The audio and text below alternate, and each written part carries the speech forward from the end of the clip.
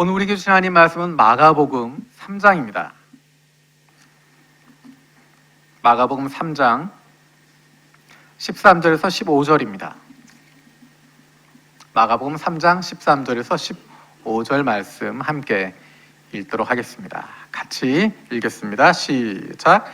또 산에 오르사 자기가 원하는 자들을 부르시니 나온지라. 이에 12를 세우셨으니 이는 자기와 함께 있게 하시고 또 보내사 전도도 하며 귀신을 내쫓는 권능도 가지게 하려 하심이로라. 아멘. 우리가 지금 하나님이 기뻐하시는 교회, 그것을 위해서 같이 기도하고 있습니다.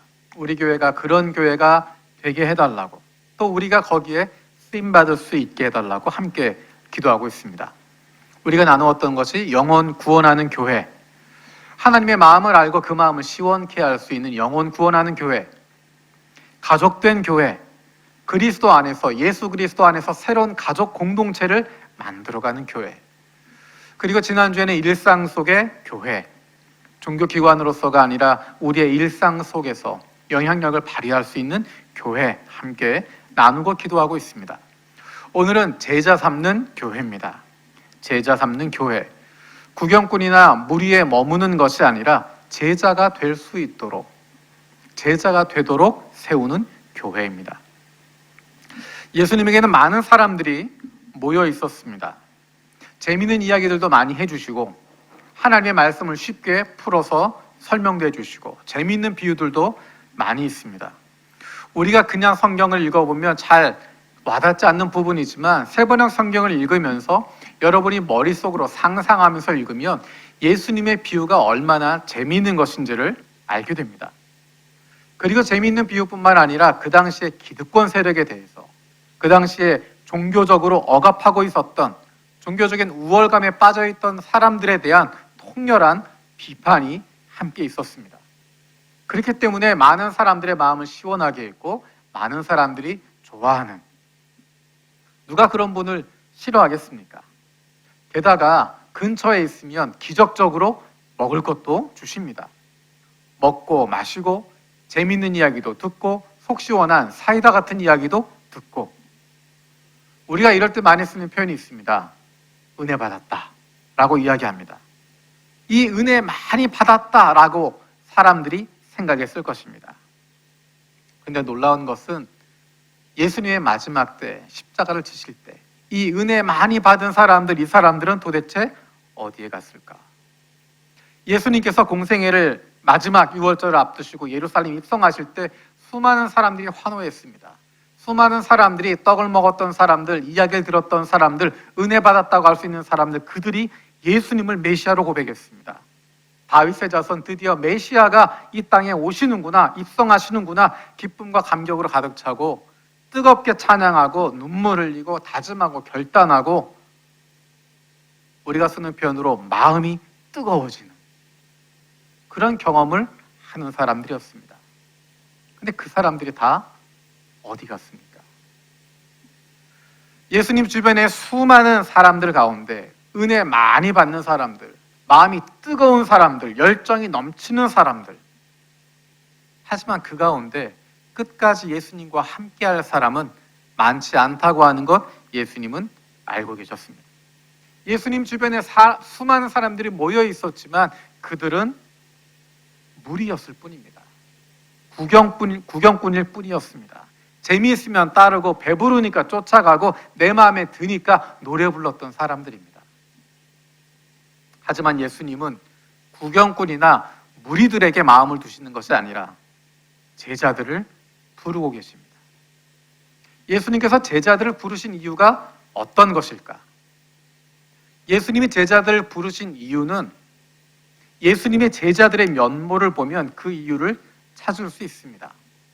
한 가지 분명한 것은 예수님의 사역의 효율성을 위해서 제자들을 부르신 것은 아니다라는 것입니다. 예수님의 사역의 효율성을 따졌다면 똑똑하고 능력 있는 사람들을 세워야 했습니다. 엘리트 중심으로 사람들을 세워야 했습니다. 이 일 잘하는 사람들 중심으로 세워야 했습니다. 그야말로 그 당시에 있었던 바리새인들, 종교인들, 나름대로 열정을 가지고 있다고 했던 그런 사람들을 세워야 했습니다. 하지만 예수님은 그런 사람들을 제자로 삼지 않았습니다. 예수님께서 제자들을 부르시는 목적은 사역의 효율성을 위해서 부르신 것이 아닙니다. 예수님의 목적이 사역의 효율성을 위해서가 아니었다면 교회가 제자를 세우는, 제자를 삼는 목적도 사역의 효율성을 위해서 세우는 것은 아닙니다. 예수님께서 제자들을 부르셨던 이유가 무엇이었을까?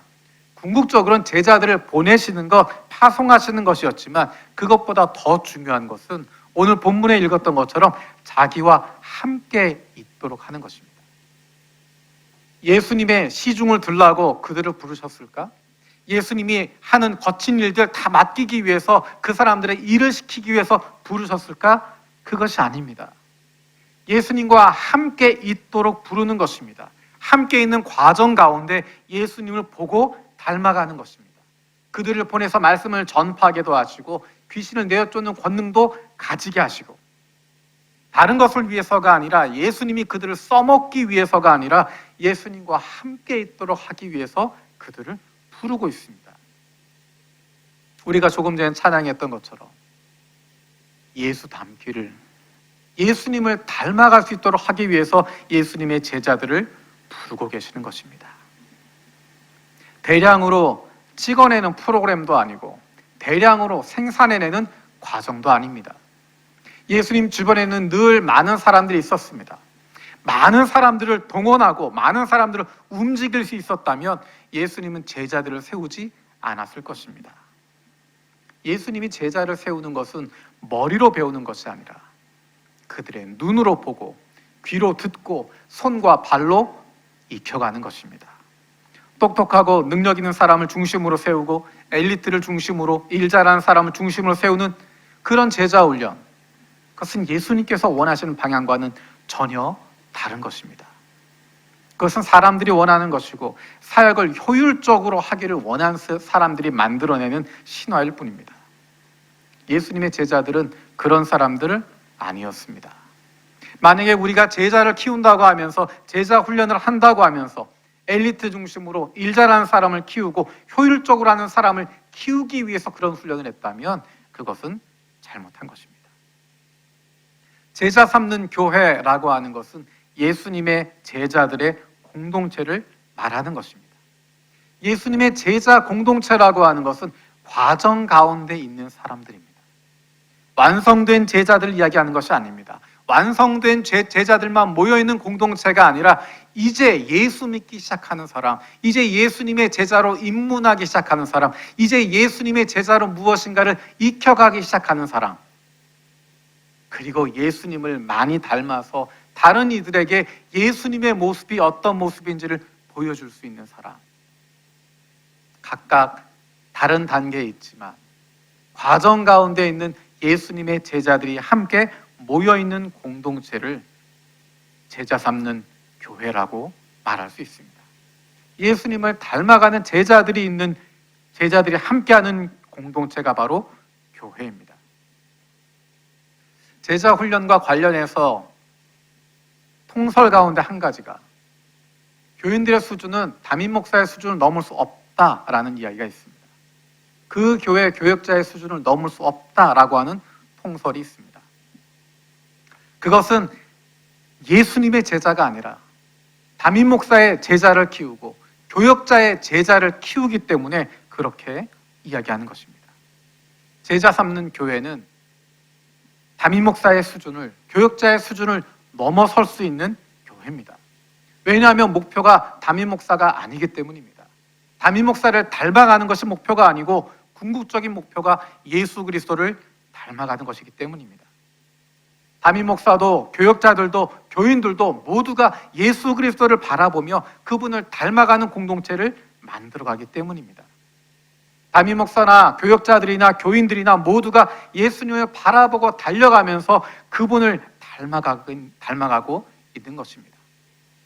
앞에 서 있는 담임 목사가 예수님을 닮아가려고 노력하고 그 담임 목사를 보며 교역자들이 배우는 것이고 그 모습을 보며 교인들이 함께 배워나가는 것입니다. 어떻게 제자가 될 수 있을까? 교역자의 제자, 사람의 제자, 담임 목사의 제자가 아니라 어떻게 하면 예수님의 제자가 될 수 있을까?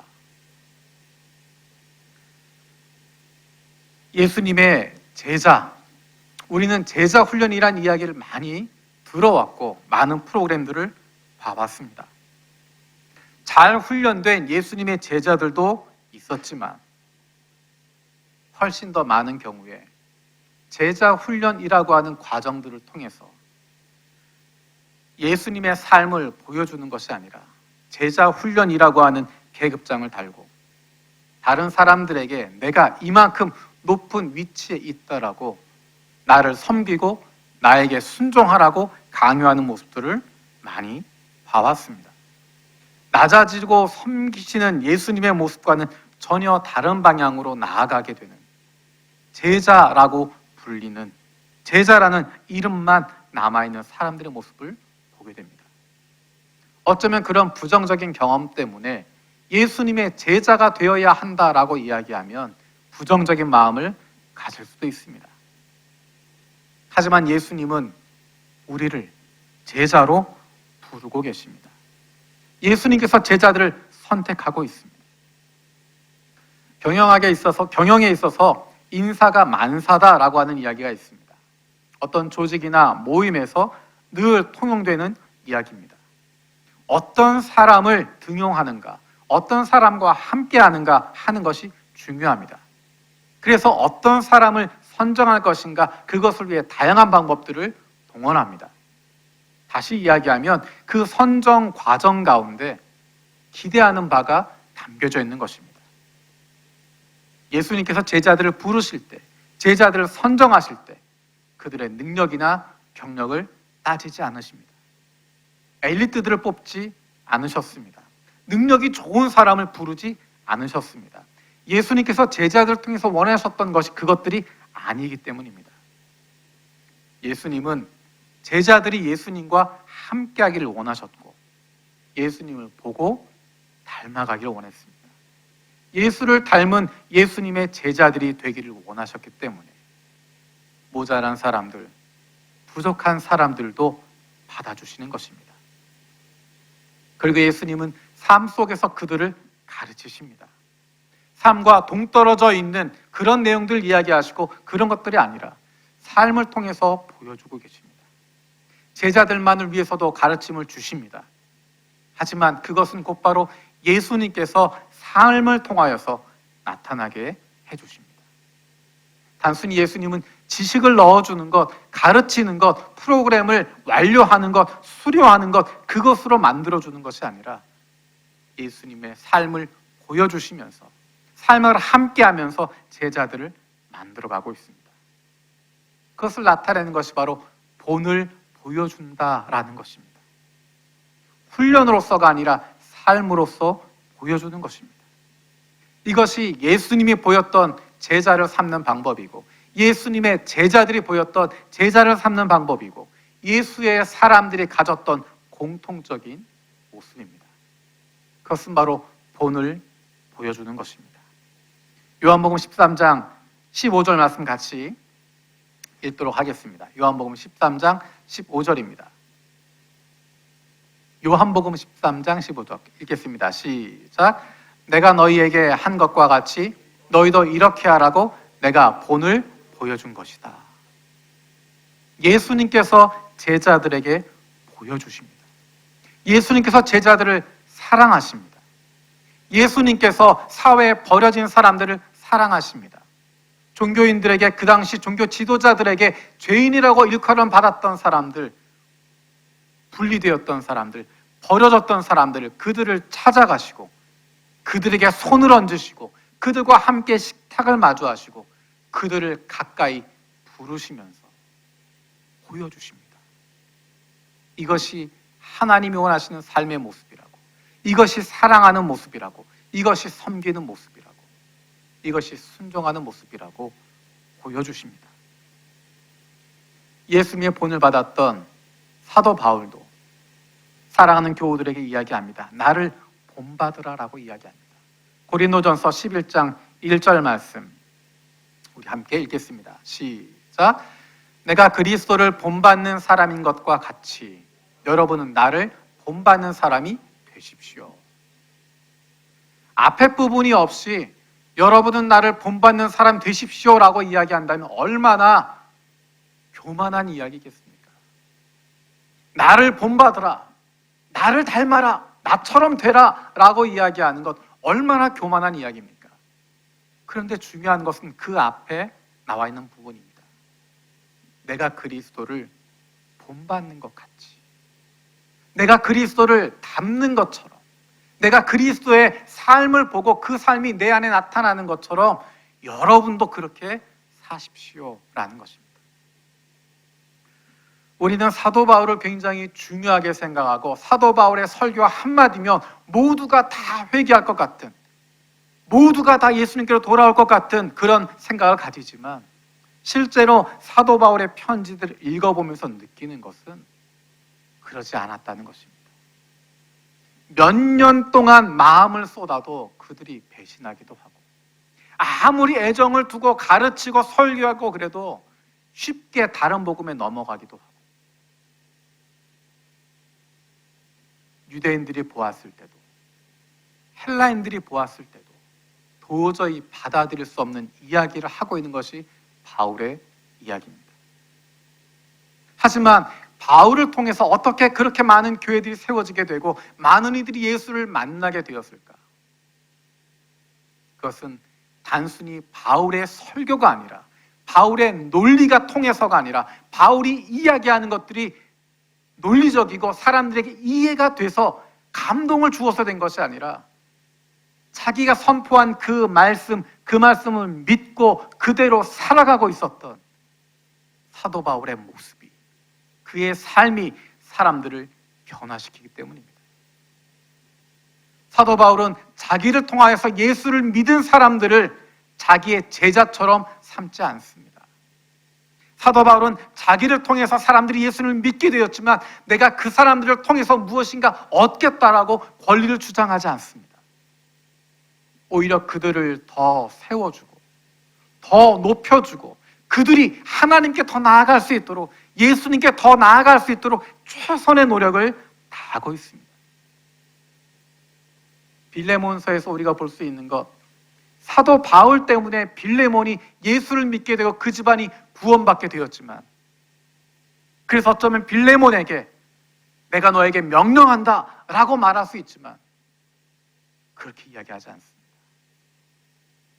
예수 그리스도 안에서 형제로서 내가 부탁한다 라고 이야기합니다. 잘못된 제자 훈련의 가장 대표적인 모습은 내 제자를 세우는 것입니다. 나에게 순종하는 사람들, 그래서 내가 그 사람보다 늘 우위에 있다라고 생각하는 관계를 만들어가는 것입니다.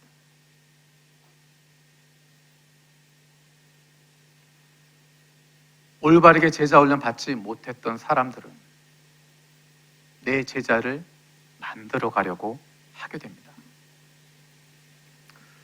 제가 2년 가까이 제자 훈련을 받았던 목사님이 계십니다. 정말 그때 절대적인 위치에 계셨고 늘 그분을 주목할 수밖에 없는 그런 위치였습니다. 근데 놀라운 것은 그 목사님이 한 번도 저에게 반말한 적이 없습니다. 나이 차이가 있음에도 불구하고, 그분이 나에게 제자 훈련 해주신 분임에도 불구하고 야 석표야 라고 부른 적이 제 기억에 단 한 번도 없습니다. 늘 석표 형제라고 부르고 늘 존칭을 써주시고 나중에는 홍 목사님이라고 불러주시고, 지금도 교제하고 있지만 여전히 사랑하는 동역자로 대해주시고 함께 예수 그리스도를 따르고 있는 예수님의 제자로 대해주십니다.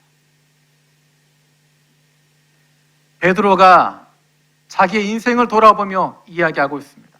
베드로전서 5장 3절 말씀입니다. 같이 읽겠습니다. 시작.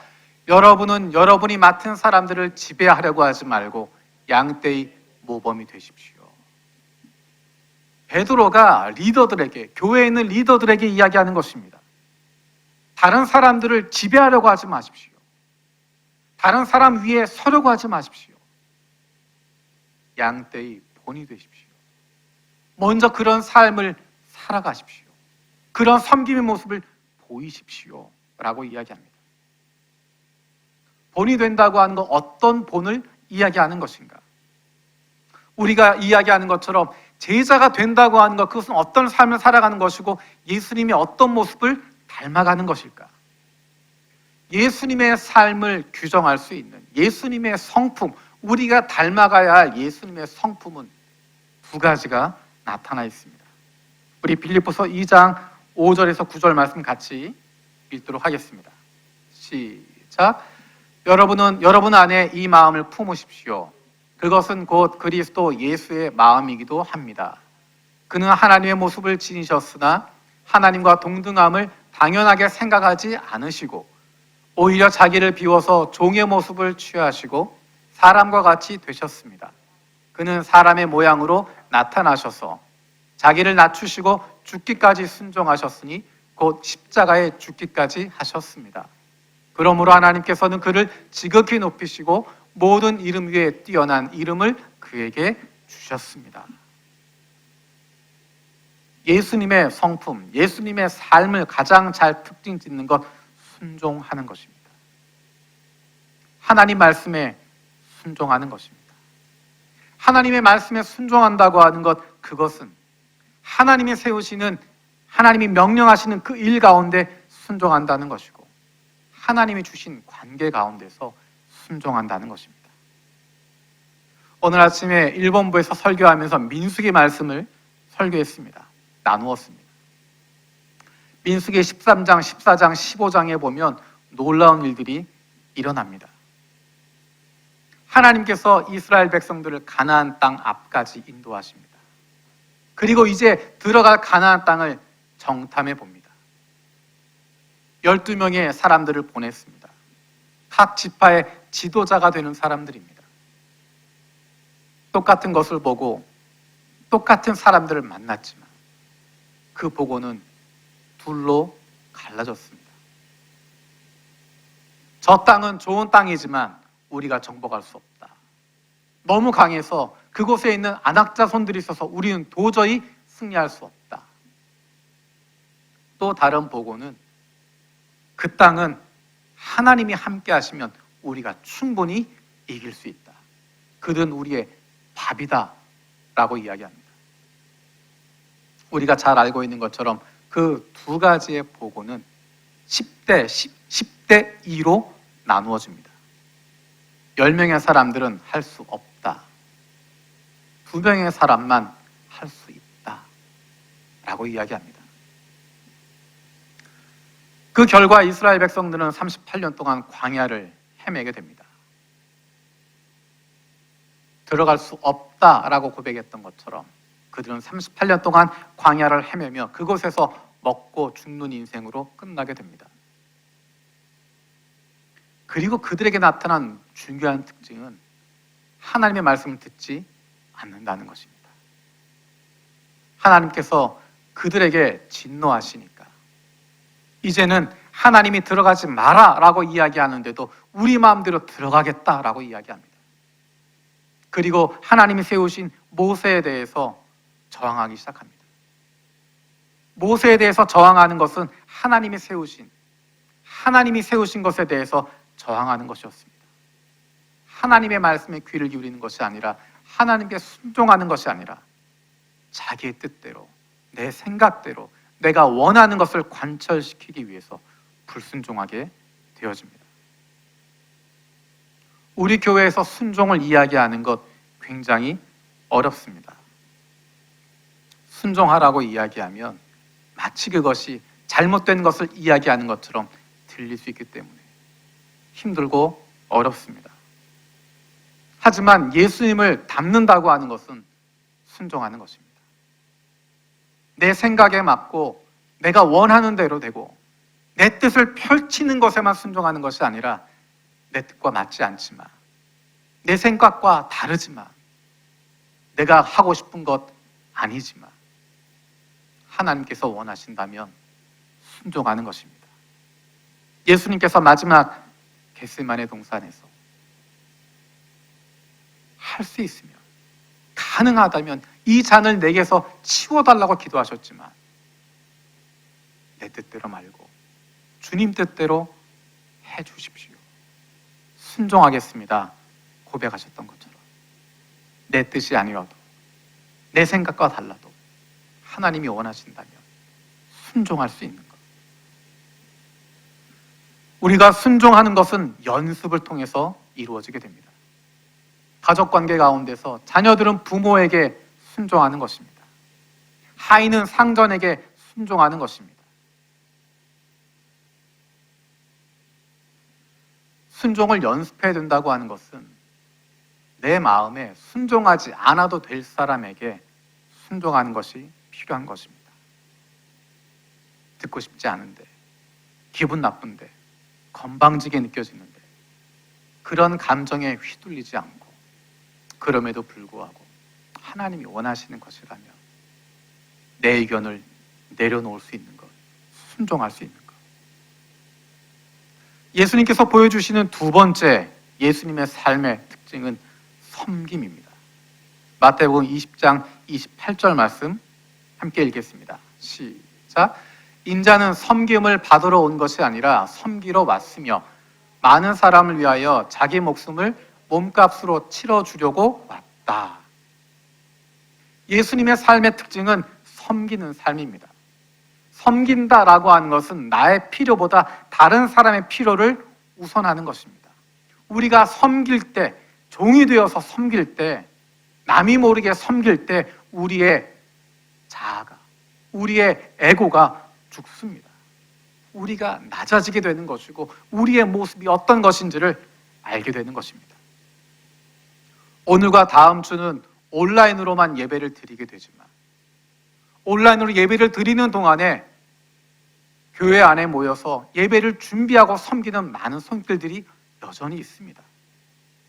유튜브로 이것이 중계되는 동안에도 그것을 위해서 계속 마음을 쓰고 준비하는 사람들이 있고 찬양을 위해서 또 다른 것들을 위해서 준비하는 많은 손길들이 있습니다. 또 교회 건물에 모여서 예배를 드릴 때마다 예배 끝나고 나면 늘 소독하고 있는 안수 집사님들이 있습니다.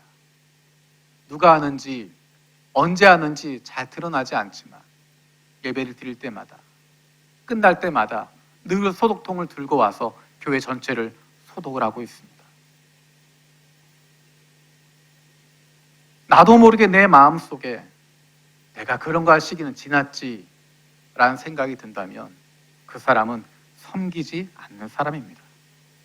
연륜이 더해질수록 더욱더 섬길 수 있는 모습이 필요합니다. 세상은 연륜이 쌓이면 사람들의 인정을 받으면 다른 사람들의 섬김을 받는 위치로 올라가게 됩니다.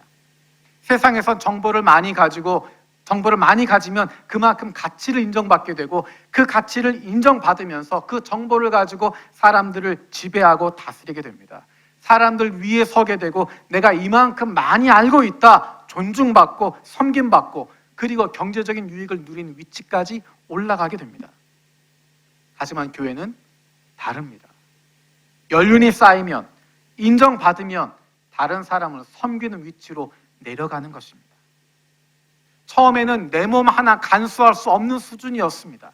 예수 그리스도로 말미암아 태어났기 때문에 누군가가 나를 섬겨주지 않으면, 누군가 나를 돌봐주지 않으면 내 몸도 간수할 수 없었지만 신앙의 연륜이 깊어지면 점점점 예수님을 닮아가게 되면 다른 사람들을 보게 되는 것이고 다른 사람들의 처지를 보게 되는 것이고 다른 사람들을 섬기게 되는 것이고 다른 사람들을 품어주게 되는 것이고 그것이 점점 넓어지면서 더 많은 사람들을 위해서 품어주고 기도하고 섬기게 되는 것입니다. 우리가 닮기를 원하는 예수님의 모습은 바로 다른 사람들을 섬기는 모습입니다. 내 안에 그런 모습이 없다면 잘못 배운 것이고 다시 배워야 하는 것입니다. 예수님의 제자로서 금해야 할 몇 가지 표현들이 있습니다. 내가 이제 그런 일 할 때 지났지. 내가 몇 년 차인데 그런 거 해야 되겠어? 내가 하랴? 누가 하겠어요? 내가 하랴 물어본 그 사람이 하는 겁니다. 내가 하는 겁니다. 먼저 배운 사람이, 먼저 제자가 된 사람이 섬기는 것입니다. 우리가 바라보고 있는 모습은 예수님의 모습이고 예수를 닮아가는 사람들의 모습입니다.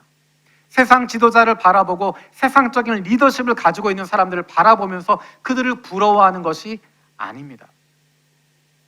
사사시대 이스라엘 백성들의 모습은, 사사시대 이스라엘 사람들의 모습은 세상의 임금 같은 사람, 힘으로 다스리는 그런 사람들 위에 군림하는 리더, 그런 왕을 원했습니다. 그런 왕이 세워지면 자기들도 부강해질 것이라고 믿었습니다.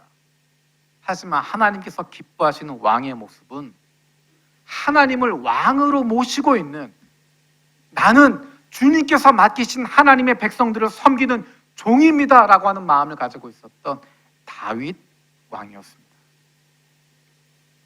우리가 다시 시작하는 것입니다. 기도하면서 주님을 바라보며, 예수님을 바라보며 그분을 닮아가는 것입니다. 내게 예수님의 순종과 섬김을 바라볼 수 있는 눈을 갖게 하시고 그것을 사모하는 마음을 품게 하시고 우리의 머리뿐만 아니라 우리의 가슴이 움직이고 우리의 손과 발이 움직이게 해달라고 기도하는 것입니다. 사람들은 앞에 있는 사람들의 모습을 보면서 배웁니다. 제자라고 하는 사람들의 모습을 보면서 그 모습을 배우게 됩니다. 아무리 말로는 사랑과 순종과 섬김을 이야기하지만 그 삶으로 아무것도 보여주지 못한다면 그 모습을 보고 따라가는 사람들도 여전히 마찬가지입니다. 그래서 점점 그 공동체는 예수님의 제자 공동체, 예수님을 닮아가는 공동체가 아니라, 예수님의 제자 삼는 교회가 아니라 군기 잡는 훈련소가 되는 것이고, 군기 잡는 제자 훈련 선후배 모임이 되는 것이고, 예수 제자 훈련 예비군 훈련장처럼 변하게 되는 것입니다. 내가 어떤 사람인가를 보려면 실제로 내가 살아가고 있는 모습을 돌아보면 알 수 있습니다. 내가 만나는 사람들이 어떤 사람들인가? 나를 즐겁게 해주고 나를 재밌게 해주고 나를 섬겨주는 사람들을 만나기를 좋아하는가? 아니면 내 도움이 필요해서 내가 돌봐주고 내가 섬겨줄 사람, 내가 챙겨주어야 할 사람들을 만나는가? 내가 시간을 어디에 사용하는가? 내가 물질을 어디에 쓰고 있는가? 내가 무엇에 민감하게 반응하고 있는가? 교회도 마찬가지입니다. 실제로 우리 교회가 어떤 교회인지를 알려면 우리가 살아가는 모습을 보면 합니다. 어떤 사람들이 교회 안에서 환영받고 있는가? 시간을 어떻게 사용하고 있는가? 교회 물질이 어떻게 사용되고 있는가? 교회가 무엇에 민감하게 반응하고 있는가? 우리 모두가 예수님의 제자가 되길 바랍니다. 단순히 은혜 많이 받은 사람들, 마음이 뜨거워진 사람들, 열정이 넘치는 사람들, 거기에만 머무는 것이 아니라 인생의 결정적인 순간에 예수님을 떠나게 되는 그런 무리 안에 들은 사람들이 아니라 예수님을 닮아가는 사람들, 예수님과 함께하는 사람들, 예수님의 말씀에 귀를 기울이는 사람들, 예수님으로 말미암은 기쁨과 즐거움, 자유함과 권능을 누릴 수 있는 예수님의 제자가 되길 바랍니다. 우리 교회가 하나님이 기뻐하시는 교회가 되어서 제자 삼는 교회, 제자들의 공동체, 서로의 모습을 보고 배울 수 있는, 머리가 아니라 마음과 손과 발로 삶으로 익혀갈 수 있는 제자의 삶을 살아가는 우리 교회 되어지고 합니다. 기도하겠습니다. 살아계신 아버지 하나님, 우리가 예수님 주변을 떠돌고 있었던, 은혜 많이 받고 배부르고 마음 뜨거웠던 그 무리 가운데, 구경꾼 가운데 머물지 않게 하여 주시옵소서. 예수를 믿는 사람들, 예수를 믿는 사람은 예수를 따르는 사람이고 그가 바로 예수님의 제자임을 기억합니다. 예수님을 닮아가는 사람들을 되게 하여 주시옵소서. 세상의 리더를 닮아가는 것이 아니라, 세상의 사람들의 모습을 닮아가는 것이 아니라 예수님의 모습을 닮아가게 하시고 예수님의 사람들의 모습을 보게 하여 주시고 그로 말미암아 우리의 삶 속에서도 예수님처럼 순종하고 섬기는 삶이 우리의 삶이 되게 하여 주시옵소서. 감사드리고 예수님의 이름으로 기도드립니다. 아멘.